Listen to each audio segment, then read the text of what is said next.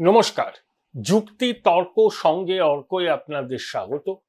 আপনাদের সঙ্গে আমি অর্কপ্রভ সরকার। 18 জুলাই প্রধানমন্ত্রী নরেন্দ্র মোদী পশ্চিমবঙ্গে আসছেন, সরকারি প্রকল্পের উদ্বোধন করবেন, রাজনৈতিক সভা করবেন। সে সম্পর্কে আমি অন্য একটা প্রতিবেদনে বলবো।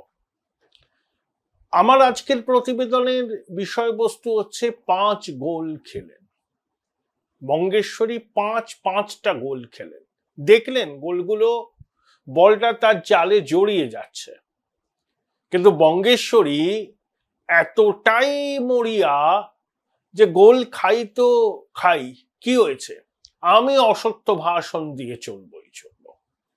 উনি খুব কম সত্যি কথা বলেন, অধিকাংশ ক্ষেত্রে অসত্য কথা বলেন বা অর্ধ সত্য কথা বলেন। আর যখন যেমন তখন তেমন রূপে তিনি আবির্ভূত হন। উনি একটা জিনিস সর্বক্ষণ চিন্তা করেন, কিভাবে দুধেল গাইদের 100% সমর্থন নিশ্চিত করা যায়। বাকি সব উচ্ছন্নে যাক তো যাক, ওনার ওই দুধেল গাইদের ব্লক ভোটটার ভীষণ প্রয়োজন। কারণ এই যে সরকার, এই সরকারকে মধ্যবিত্তরা সমর্থন করে না, উচ্চবিত্তরা সমর্থন করে না। গ্রামের সনাতনীদের মোহভঙ্গ হয়েছে।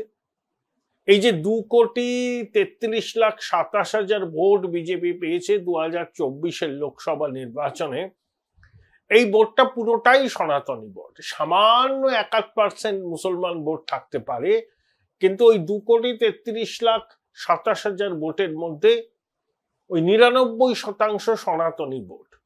এই সনাতনী ভোটের মধ্যে মাতৃশক্তি আছে, যারা সরকারের বিভিন্ন প্রকল্পের সুবিধা পায়, লক্ষ্মীর ভান্ডারের সুবিধা পায়, কন্যাশ্রী পায়, স্বাস্থ্যসাথী পায়। কিন্তু তা সত্ত্বেও এই 2,33,27,000 ভোটার মাননীয়াকে সমর্থন করে না। এবারে তো হিন্দু কনসলিডেশন আরো বাড়বে। মাননীয়া এই বিপদটা বুঝেছেন। তিনি দক্ষ রাজনীতিক, ব্যর্থ প্রশাসক। তা তিনি বুঝতে পারছেন যে এবার শিরে সংক্রান্তি। একে 15 বছরের প্রতিষ্ঠান বিরোধিতা, তার উপর দুর্নীতির প্রাতিষ্ঠানিকীকরণ, এই দুয়ে জাঁতা কলে তিনি পড়েছেন। তাই একের পর এক বলতে পারেন সেম সাইড গোল করেই চলেছেন। আমি একটা এক্সাম্পল দিচ্ছি। 21 জুলাই তৃণমূলের বাৎসরিক রাজনৈতিক কর্মসূচি। শুভেন্দু অধিকারী 21 জুলাই উত্তরকন্যা অভিযানের ডাক দিয়েছেন। সঙ্গে সঙ্গে বঙ্গেশ্বরী চলে গেছেন আদালতে, ওদিন করা যাবে না। আদালত তো জানিয়ে দিয়েছে, কিছু কন্ডিশন দিয়েছে, করা যাবে। অর্থাৎ বঙ্গেশ্বরী চেয়েছিলেন যে 21 জুলাই টেলিভিশনের পর্দায় শুধু তারই হাসি মুখের ছবি থাকুক। তিনি মাইক্রোফোন নিয়ে মঞ্চের এদিক ওদিক ঘুরবেন, লাগাতার অসত্য ভাষণ করবেন, সেটা বঙ্গবাসী দেখুক, আর অন্য কোনো বিষয় সেদিন যেন না হয়। কিন্তু শুভেন্দু অধিকারী ওনার এই প্ল্যানটাকে ভেস্তে দিয়েছেন। আদালতের অনুমতি নিয়ে সেদিনকে উত্তরকন্যা অভিযান হবে। তাহলে টেলিভিশন দু একটা অনুপ্রাণিত ছাড়া সবাই মোটামুটি টু উইন্ডো করে দেখাবে। একদিকে 21 জুলাইয়ের সমাবেশ শুরু হচ্ছে, অন্যদিকে উত্তরকন্যা অভিযানের জমায়েত। তাহলে মাননীয়ার একা ক্ষীর খাওয়াটা আর হবে না। 2,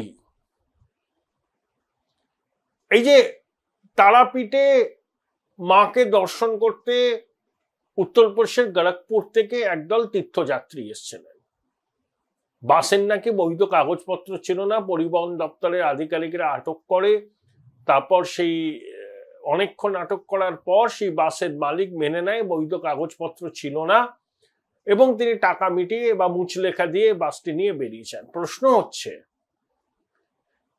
অনেকে বলছেন এটা পরিকল্পিত, এটা বিজেপি শাসিত উত্তরপ্রদেশের সরকারকে বার্তা দেয়া। বিশেষ করে ওরা গড়কপুর থেকে এসছে, মানে গড়কপুর হচ্ছে যোগী আদিত্যনাথের জায়গা।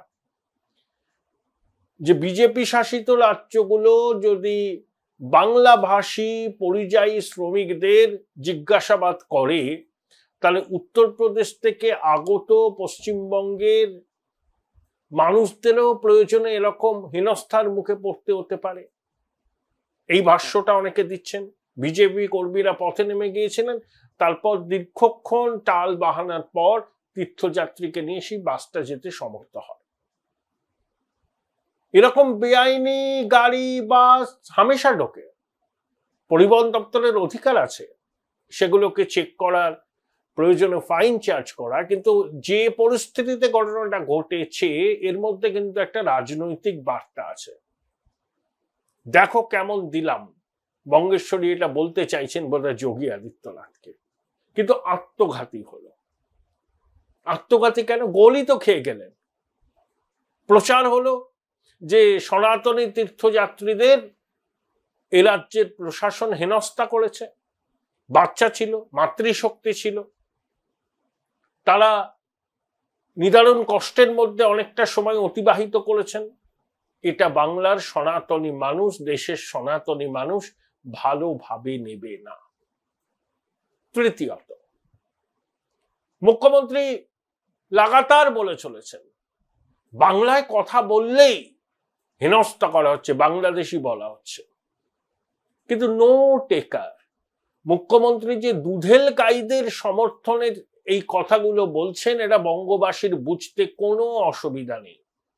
লক্ষ লক্ষ বাঙালি ছেলে মেয়ে পশ্চিমবঙ্গের বাইরের বিভিন্ন রাজ্যে থাকেন, অবিজেপি শাসিত রাজ্যে থাকেন, বিজেপি শাসিত রাজ্যে থাকেন, একজনও বলতে পারবেন যে বাংলা ভাষায় কথা বলার জন্য তাকে হেনস্থার মুখে পড়তে হচ্ছে? বলতে পারবেন না। কারণ ভারতবর্ষের বৈধ নাগরিক হলে তিনি যে ধর্মাবলম্বী হন না কেন, তিনি যে ভাষায় কথা বলতে স্বচ্ছন্দ বোধ করুন না কেন, তিনি সেই ভাষাতেই কথা বলতে পারবেন, যেখানে খুশি তিনি যেতে পারবেন, কর্মসূত্রে থাকতে পারবেন, কেউ কোনো বাধা দেবে না। সংবিধানে এই অধিকারগুলো প্রত্যেক ভারতীয় নাগরিকদের জন্য সুনিশ্চিত করা হয়েছে। কিন্তু অবৈধ বাংলাদেশি অনুপ্রবেশকারী রোহিঙ্গাদের, তারা তো ভারতের নাগরিক নয়, তারা কাগজপত্র জোগাড় করেছে। কিভাবে কাগজপত্র পশ্চিমবঙ্গের থেকে জোগাড় করেছে ওয়াকিবহল মহল জানে। তাদেরকে যদি ডিটেইন করে তাদের নথিপত্র যাচাই করা হয়, তার মানে এই নয় যে বাংলায় কথা বললেই নিগ্রহের মুখে পড়তে হচ্ছে। মাননীয়ার ফলস ন্যারেটিভ, বললাম না, নো টেকার্স, কেউ বিশ্বাস করছে না। কারণ তিনি সচেতনভাবে ওই দুধেল গাইদের পাশে এসে দাঁড়াচ্ছেন। এটা আর একটা সেমসাইড গোল, আত্মঘাতী গোল। দুধেল গাইদের সমর্থন নিশ্চিত করার জন্য কোটান কোটান বঙ্গেশ্বরীর নিজের কয়েন করা শব্দ দুধেল গাই, সমর্থন নিশ্চিত করার জন্য তিনি হিন্দু সমাজের সমর্থনটাকে একেবারে নষ্ট করে ফেলছেন। চতুর্থত, বঙ্গেশ্বরী বলেছেন রোহিঙ্গারা কি বাংলা ভাষায় কথা বলে? রোহিঙ্গারা রাখাইন প্রদেশের মানুষ, তারা চট্টগ্রামে এসেছে আরাকান আর্মির উচ্ছেদে, সেখানে রোহিঙ্গাদের সর্ববৃহৎ ক্যাম্প আছে। চট্টগ্রামের ভাষা আর রাখাইন প্রদেশের ভাষার দেখুন সিমিলারিটি অনেক আছে, কিন্তু ওরাই বাংলাদেশে থাকতে থাকতে থাকতে থাকতে বাংলাতেও যথেষ্ট সরগর, এবং তারা যে ভাষায় কথা বলে সেটা আমার আপনার ভাষা নয়, এবং বাংলাদেশের মেনল্যান্ড বাংলাদেশে যারা থাকে তাদেরও ভাষা নয়। মেনল্যান্ড বাংলাদেশের ভাষা আপনি বুঝতে পারবেন, কিন্তু এদের ভাষা বুঝতে পারবেন না, কিন্তু এরাও বাংলা বলছে, শিখে নিয়েছে। এরা অনুপ্রবেশ করেছে, অনুপ্রবেশ করে অবৈধভাবে কাগজপত্র জোগাড় করে দেশে ছড়িয়ে পড়েছে পরিযায়ী শ্রমিক হিসাবে। সবাই নয়, যত পরিযায়ী শ্রমিক আছে এ রাজ্য থেকে গেছে তাদের সবাই অনুপ্রবেশকারী রোহিঙ্গা নয়, কেউ বলছে না। কিন্তু এদের মধ্যে অবৈধ অনুপ্রবেশকারী মানে বাংলাদেশি অনুপ্রবেশকারী এবং রোহিঙ্গা আছে, যারা এই দেশের নাগরিক। তাদের হয়তো সন্দেহের বশে তাদেরকে জিজ্ঞাসাবাদ করা হবে, কিন্তু তাদেরকে পুশব্যাক করা হবে না, হয়নি, হবেও না। কোথাও যদি কোনো ভুল হয় নিশ্চয়ই সেটা শুধরে নেবে, সেদিকে প্রশাসনের দৃষ্টি নিশ্চয়ই দৃষ্টি আকর্ষণ করা যেতে পারে, কিন্তু বাংলায় কথা বললেই নিগ্রহের মুখে পড়তে হচ্ছে, রোহিঙ্গা বলা হচ্ছে, এই যে ফলস ন্যারেটিভ মাননীয়া খাইয়ে দিতে চাইছেন, এটা নো টেকার, কেউ নিচ্ছে না। ওনার অন্ধ অনুগামী দুদেল গাইদের নেতা, কিছু বাংলা ভাষার স্বনিযুক্ত অভিভাবক বড় বড় কথা বলছেন, ওগুলো দালাল। তারা ইচ্ছে করে মানুষকে বিভ্রান্ত করছেন। এখানেও আত্মঘাতী গোল খেয়েছেন। নো টেকার। 5 16 জুলাই বৃষ্টি স্নাত কলকাতায় ছোটবাবুকে নিয়ে মাননীয়া পদযাত্রা করলেন। রাস্তার দুধারে লোক ছিল না, ভিড় ছিল পাতলা, এবং বাংলায় কথা বললে নিগ্রহের মুখে পড়তে হচ্ছে, বাঙালি বাঁচাও, এই স্লোগানই তো আসল, বাঙালিকে বাঁচাও।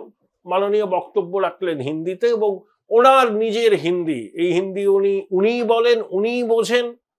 অবশ্য উনি বহু ভাষাবিদ, হিন্দি জানেন, উর্দু জানেন, গুজরাটি জানেন, তামিল জানেন, সব জানেন। কত ভাষায় যে তার কবিতার বই বেরিয়েছে সে আমার আর মনে নেই। গলার শিরা পুলিয়ে বৃষ্টিতে ভিজতে ভিজতে বড় বড় কথা বললেন। আবার বলছি, নো টেকার্স, কেউ বিশ্বাস করছে না। দেখুন, অনুপ্রবেশের সমস্যা পশ্চিমবঙ্গের দীর্ঘদিনের, বাম জমানাতেও ছিল, তখন বঙ্গেশ্বরী বিরোধী নেত্রী ছিলেন, সরব হয়েছিলেন। এখন তিনি ক্ষমতায় এসছেন, অনুপ্রবেশকারীদের কাগজপত্র জোগাড় করে তাদের নাম ভোটার তালিকায় ঢুকিয়ে দিচ্ছেন, এবং তারা এন ব্লক তাকে ভোট দেয়। সেটাকে নিশ্চিত করার জন্য তিনি বাঙালি জাতীয়তাবাদকে জাগিয়ে তুলতে চাইছেন। আরে বাঙালি জাতীয়তাবাদকে এত সস্তা জিনিস, যে জমানায় 17 রকম দুর্নীতি করে শিক্ষক অশিক্ষকদের চাকরি হয়, যে জমানায় একজন মন্ত্রী খাদ্য চুরির দায়ে জেলে যান, প্রাক্তন শিক্ষামন্ত্রী জেলে, শিক্ষা দপ্তরের অনেক কর্তা জেলে, যে জমানায় সারদা, রোজভ্যালি সহ চিটফান্ড কেলেঙ্কারি হয়েছে, বহু মানুষ মারা গেছেন, এরা কি অবাঙালি নাকি? নাকি এরা গুজরাটের লোক? নাকি এরা মধ্যপ্রদেশের বিজেপি শাসিত রাজ্যের লোক? এরা তো বাঙালি। এদের জন্য আপনার দরদ হয় না? 25,753 জনের চাকরি বাতিল হলো সুপ্রিম কোর্টের নির্দেশে। 17 রকম দুর্নীতি করে এই চাকরিগুলো হয়েছে। প্রাথমিকটাও ঢাকি সহ বিসর্জন হবে, এরকমই বলছে ওয়াকিবহাল মহল। এরা তো বাঙালি ছেলে মেয়ে, আমাদের রাজ্যের ছেলে মেয়ে। যোগ্যদের জন্য আপনার দরদ নেই। শিক্ষাটাকে একেবারে মায়ের বুকে পাঠিয়ে দিয়ে এখন আপনি বাঙালি আবেগ উস্কাচ্ছেন, এবং তাও একটা ভ্রান্ত ন্যারেটিভ তৈরি করে। চৌর্যবৃত্তির সাম্রাজ্য প্রতিষ্ঠিত হলো, দুর্নীতির প্রাতিষ্ঠানিকীকরণ হলো। কই, তার বিরুদ্ধে তো কোনো কথা নেই, কোনো ব্যবস্থা নেই। চিটফান্ডের পরে বলেছিলেন যা গেছে তা যায় যাক। আর এখন যখন অবৈধ অনুপ্রবেশকারী রোহিঙ্গাদের চিহ্নিত করার চেষ্টা হচ্ছে ভারত জুড়ে, এমনকি পাঞ্জাবেও ভগবত সিং মানের সরকার করছে, স্টালিনও করবে, বিজয়নও করবেন। উনি ভ্রান্ত ন্যারেটিভ দিয়ে মানুষকে উস্কাচ্ছেন। আচ্ছা, যে সমস্ত বাঙালি বাইরের রাজ্যে কাজ করে, মাননীয়ার এই ধরনের কথাবার্তায় তাদের যদি সমস্যা হয় তার দায় কে নেবেন? উনি ভোট কুড়োতে নেমেছেন, ভোট কুড়ানি। যেন তেন প্রকারে দুধেল গাইদের সমর্থনকে নিশ্চিত করা। আর উনি বাঙালি জাতীয়তাবাদ, বাংলায় কথা বললেই নিগ্রহ হচ্ছে, মানুষকে এইসব বলে উস্কাচ্ছেন। কিন্তু এগুলো আত্মঘাতী গোল, কারণ ওনার খেলা জানে সবাই। 21-এও বলেছিলেন বাংলা তার মেয়েকে চায়, তা বাংলা তার মেয়েকে চেয়েছিল, তাহলে 21 থেকে 26 তিনি বাংলাকে কি দিলেন? পথের দুলায় যোগ্য শিক্ষকরা বসে, প্রাথমিকের শিক্ষকদের চাকরি নিয়ে অনিশ্চয়তা, প্রাক্তন খাদ্যমন্ত্রী, প্রাক্তন শিক্ষামন্ত্রী জেলে, আমলারা জেলে, দুর্নীতির সর্বত্র, মাটির গভীরে তার শিকড় প্রতিষ্ঠিত। শিল্প নেই, কলকারখানা নেই, আরে এত পরিযায়ী শ্রমিক যায় কেন এই রাজ্য থেকে? বলছে অফিসিয়াল 22 লাখ, অনেকে বলেন ওটা 45-50 লাখ, কারণ কাজের সুযোগ নেই, মজুরি কম, সেই জন্য যায়। তাহলে একের পর এক তিনি আত্মঘাতী গোল করছেন। ইতিমধ্যেই 5-6টা গোল খেয়ে গেছেন মাননীয়। আসলে মাননীয় কি বলবেন? তার প্রচারের ইস্যু এবার কি হবে বলুন আপনারা? আপনারা যে তৃণমূলের সমর্থক হন, কি বলবেন? কোন বিষয় নিয়ে, কোন অ্যাচিভমেন্টকে সামনে নিয়ে আপনারা মানুষের কাছে যাবেন? কন্যাশ্রী, লক্ষ্মীর ভান্ডার, স্বাস্থ্য সাথী, সবুজ সাথী, ভারতবর্ষের সবকটা রাজ্যের সরকারের এই ধরনের প্রকল্প আছে এবং সেখানে আর্থিক অনুদানের পরিমাণটাও বেশি। নতুন তো কিছু বলছেন না আপনি। ভোটার অ্যাকাউন্ট বাজেটে লক্ষ্মীর ভান্ডারের জন্য কিছু বরাদ্দ বাড়াবেন, নিশ্চিত বাড়াবেন, কিন্তু দিদিমণি ওইটা ডিসকাউন্টেড হয়ে গেছে। মানুষ জানে, বাংলার মাতৃশক্তি জানে, যে দলেরই সরকার আসুক না কেন ওই লক্ষ্মীর ভান্ডারের প্রকল্পের জারি থাকবে। সেটা অন্নপূর্ণা ভান্ডার হতে পারে, অন্য কিছু হতে পারে। আপনার জমানায় স্থায়ী নিয়োগ কতটা হয়েছে? এই যে এই নবীন বাবুর সরকার যেটা ছিল আগে, এই 2023-এর নভেম্বরে 54,000 অস্থায়ী শিক্ষককে পাকাপাকি চাকরি দিয়েছিল। এই যে নীতিশ কুমারের সরকার, সরকারি চাকরিতে 35% মহিলাদের জন্য সংরক্ষণ করছে। 135 ইউনিট পর্যন্ত বিদ্যুৎ খরচ করলে কাউকে টাকা দিতে হবে না। বার্ধক্য ভাতার পরিমাণ বাড়িয়েছে, সবাই দিচ্ছে। আপনি এদিকে ডোল পলিটিক্স বলুন, যাই বলুন, রেউরি কালচার বলুন, সবাই দিচ্ছে, আপনার কোনো অভিনবত্ব নেই। কিন্তু আপনি কর্মসংস্থান কি সৃষ্টি করেছেন? এত শূন্যপদ পূরণ হয় না কেন? 19 লক্ষ কোটি টাকার বিনিয়োগের প্রস্তাব এসছে বলেন, তা নাকি 2/3 ইমপ্লিমেন্ট হয়ে গেছে। সেই বিনিয়োগ লোকে চোখে দেখে না। তোমার দেখা নাই রে, তোমার দেখা নাই। অ্যাস্ট্রোনমিক্যাল ফিগার কোট করেন। আর যখন মানুষ জানতে চায়, বেশ আপনার রাজ্যে এত লক্ষ টাকার বিনিয়োগ এসছে, আপনি দয়া করে জানান কত চাকরি হয়েছে প্রত্যক্ষ পরোক্ষ, এই বিনিয়োগগুলো কোথায় বাস্তবায়িত হয়েছে, জায়গাগুলো কোথায়? আপনি টাটাকে চালিয়েছিলেন, সিঙ্গুরের কারখানাকে ভেঙে ওই জমিতে সর্ষে চাষ করিয়েছিলেন, পাপ করেছিলেন বাংলার মানুষের সঙ্গে, বাংলার মানুষকে অন্ধকারে ঠেলে দিয়েছিলেন। আজ 15 বছরের শাসনের পর আপনি কোন মুখে মানুষের কাছে যাবেন? অ্যাচিভমেন্ট কি? কন্যাশ্রী, লক্ষ্মীর ভান্ডার, সবুজ সাথী, স্বাস্থ্য সাথী।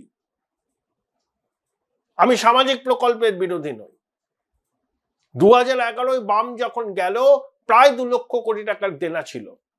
34 বছরের বাম শাসনের আপনারা এই 15 বছরে সেই দেনার পরিমাণ 3 গুণ বাড়িয়েছেন। যে শিশু ভূমিষ্ঠ হচ্ছে আজ রাতে, তার মাথার উপর প্রায় 60,000 কোটি টাকার দেনা। অ্যাচিভমেন্ট। রাস্তাঘাটের অবস্থা কি? কেন্দ্র সরকারের সঙ্গে পায়ে পা লাগিয়ে ঝগড়া করে আয়ুষ্মান ভারত চালু করতে দিলেন না।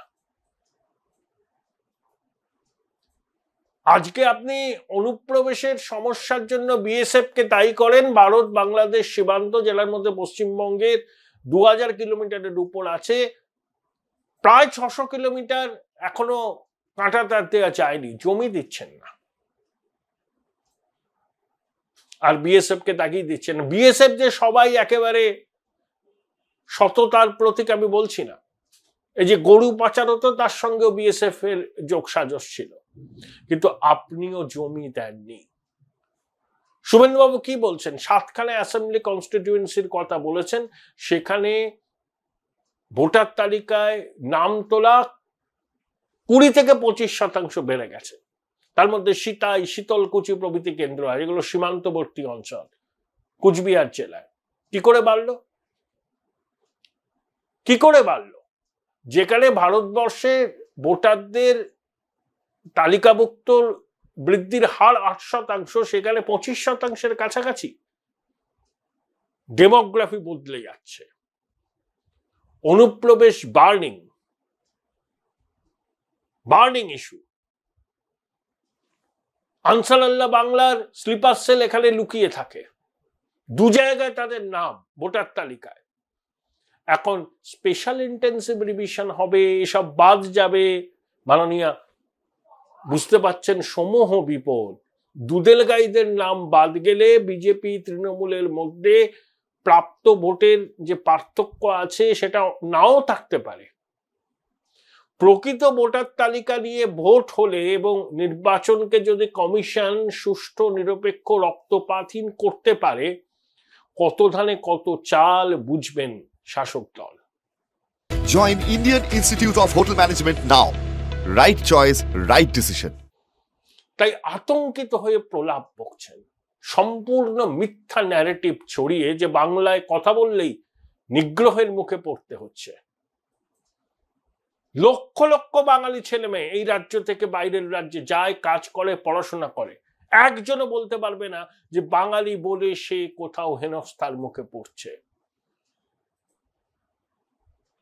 আর পরিযায়ী শ্রমিকদের মধ্যে অবৈধ বাংলাদেশি আছে, রোহিঙ্গা আছে, তাদেরকে আইডেন্টিফাই করে ডিপোর্ট করতে হবে। এই দেশটা অতিথিশালা নয় যে যখন খুশি ঢুকে পড়বে, কাগজপত্র যে কোনো ভাবে জোগাড় করে দেশের নাগরিক হয়ে যাবে, ভোটার তালিকায় নাম তুলবে।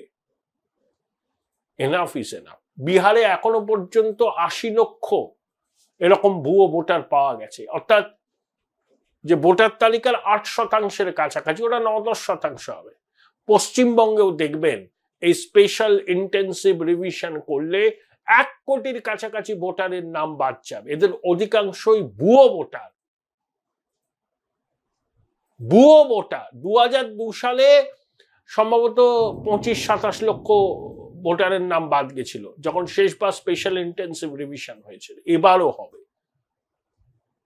আমরা নির্ভুল ভোটার তালিকা চাই।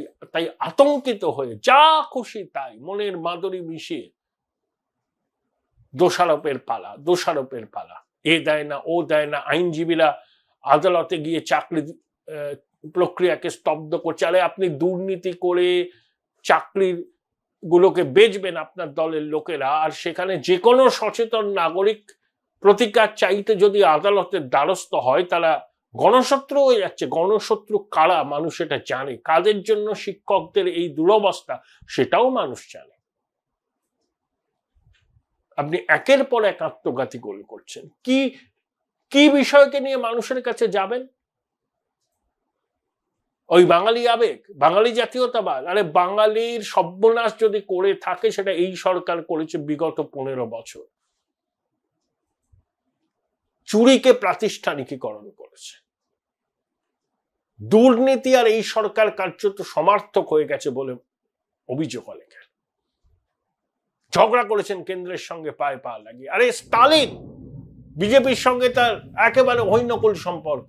উন্নত তামিলনাড়ু, বিনিয়োগকারীরা চায় শিল্প নিয়ে, বিনিয়োগ নিয়ে, কর্মসংস্থান নিয়ে কেন্দ্রের সঙ্গে কোনো ঝগড়া করেন না। ওখানে আঞ্চলিক দল আছে, কখনো ডিএমকে, কখনো এআইএডিএমকে, সবাই কিন্তু স্টেটের ডেভেলপমেন্ট, কর্মসংস্থান এইসব বিষয় নিয়ে কোনো কম্প্রোমাইজ করে না। তখন সেখানে সস্তা রাজনীতি হয় না। তখন সেখানে কেন্দ্রের যে দলেরই সরকার থাকুক সেই দলের সরকারের সঙ্গে সহযোগিতা করে চলে। সেই 67 সালে কংগ্রেস তামিলনাড়ু থেকে পাট্টারি গুটিয়েছে, তারপর কোনোদিন কোনো সর্বভারতীয় দল তামিলনাড়ুতে আসেনি। কংগ্রেস ডিএমকে জোটে আছে, বিজেপি এআইএডিএমকে জোটে আছে। জাতীয় পার্টিকে সেখানে সবসময় আঞ্চলিক দলের সঙ্গে সমঝোতা করে চলতে হয়। কিন্তু ডিএমকে বলুন, এআইএডিএমকে বলুন, তারা কখনোই কিন্তু রাজ্যের উন্নয়নের প্রশ্নে কেন্দ্রীয় সরকারের সঙ্গে সহযোগিতাই করে, পায়ে পা লাগিয়ে ঝগড়া করে না। আর আমাদের ঈশ্বর পরিত্যক্ত বঙ্গদেশের বঙ্গেশ্বরীর দল বা প্রাইভেট লিমিটেড কোম্পানি যাই বলুন না কেন, শুধুমাত্র ক্ষমতায় টিকে থাকার জন্য রাজ্যের স্বার্থকে অগ্রাহ্য করে বা বলা যায় সারে সর্বনাশ করে। 15 বছরের প্রতিষ্ঠান বিরোধিতাকে সামনে রেখে শাসক দল এবার নির্বাচনের ময়দানে আসবে। চোখ কান বুঝে বলে দেওয়া যায় তাদের ইস্তাহারে কি থাকবে। একগুচ্ছ সামাজিক প্রকল্পে যেগুলো তারা করছে কন্টিনিউ করবে, কিছু বরাদ্দ বাড়াবে, শিল্প নিয়ে বড় বড় প্রতিশ্রুতি দেবে, আর বাস্তবটা যখন তাদের কাছ থেকে জানতে চাওয়া হবে প্রশ্নের উত্তর দেবে না, শ্বেতপত্র প্রকাশ করবে না, আর প্রশ্ন করলেই বলবে যে রাজ্য বিরোধী বিজেপির এজেন্ডা বাস্তবায়িত করছে। অসহিষ্ণুতারও একটা সীমা থাকে। আর বঙ্গেশ্বরী শুধু ভাবেন যে উনি একমাত্র বাংলাকে ভালোবাসে আর আমরা কেউ বাংলাকে ভালোবাসি না। এখন বাঙালি জাতীয়তাবাদকে উস্কে দেওয়ার জন্য মিথ্যা ন্যারেটিভ প্রচার করছে না। তাকে সংগত করছে কারা? হ্যাঁ, বঙ্গজ কমিউনিস্ট। আমরা কি বলেছিলাম? বি টিম দেখুন, তৃণমূলের বি টিম নিয়ে পড়েছে, সেলিম সাহেব, সুজন, শতরূপ, সবাই এক সুর। বাংলায় কথা বললে বাঙালিদের হেনস্থা করা হচ্ছে। বিজেপি শাসিত যাহা শাসক দল বলছে তাহা বামপন্থীরা বলছে। কিরকম সুন্দর দেখছেন সিপে মূল। চিনে রাখুন এদেরকে। এরা মুখে বড় বড় কথা বলে, কার্যক্ষেত্রে চৌর্যবৃত্তির সাম্রাজ্যকে টিকিয়ে রাখার জন্য এরা মাঠে এসে উপস্থিত হয়েছে।